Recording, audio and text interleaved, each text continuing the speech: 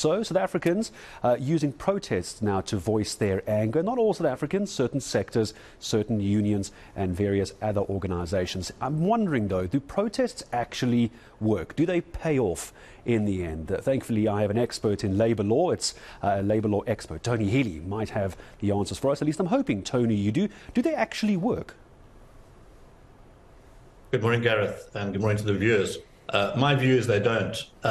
Look, I think all of us would agree we have ever-increasing inequality.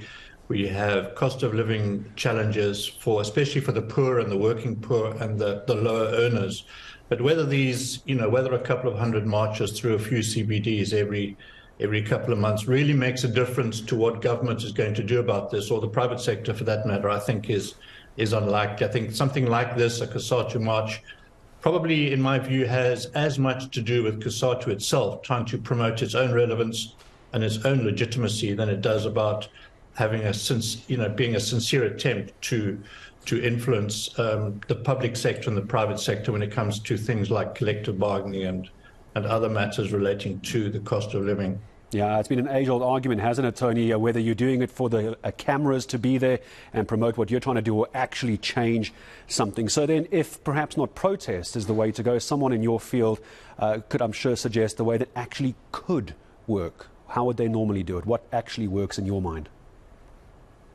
Well, I think there's a few things. If I was in charge of COSATU, for example, and I wanted to achieve the objectives that these marches are seeking to achieve, then I would do a few things. And the first, I would start by ensuring that I give my members the kind of service that they sign up for, which first and foremost is for job security and for collective bargaining. So when COSATU, for example, as they did yesterday, complains about the decline in collective bargaining, they're an equal partner in that process. Their membership is reducing. Their influence is lessening. So if they want to increase their influence in the collective bargaining process, then they need to restore membership and play a meaningful role themselves. And again, they're part of a tripartite alliance. And I really don't think that strolling through CBDs every few months is going to influence the alliance as much as lobbying would do within the alliance itself and together with its other alliance partners. I just don't think these protests make any difference.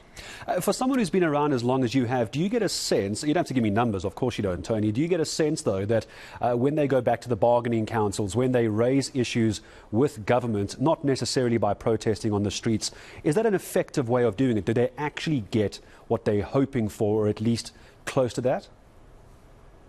Well, they will, Gareth, insofar as they have a bargaining position and influence. And that bargaining position and that influence is a function of the size of their membership, and their membership's been declining for years.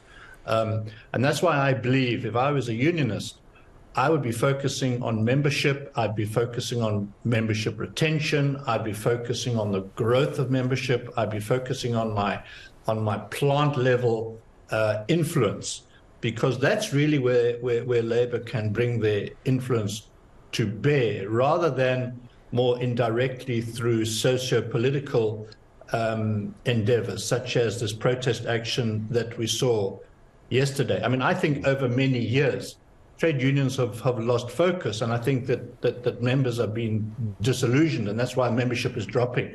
And we mustn't forget that, while we have a few hundred marches going through CBDs yesterday, there's 9 million unemployed. COSATU doesn't speak for them.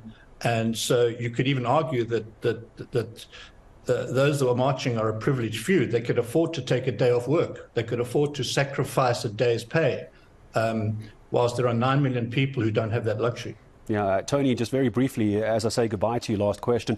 Could going on a protest like we've seen with COSATU, we're using that example, but it's the most recent, could it actually be doing more harm than good?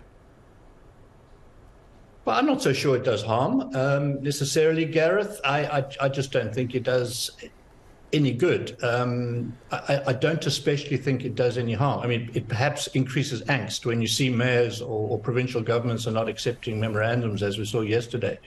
That's going to make a few unionists a bit grumpy. I'm not too sure it's terribly harmful. But I think for me, what's important is does it have the potential to achieve its objectives? And I really don't think it does.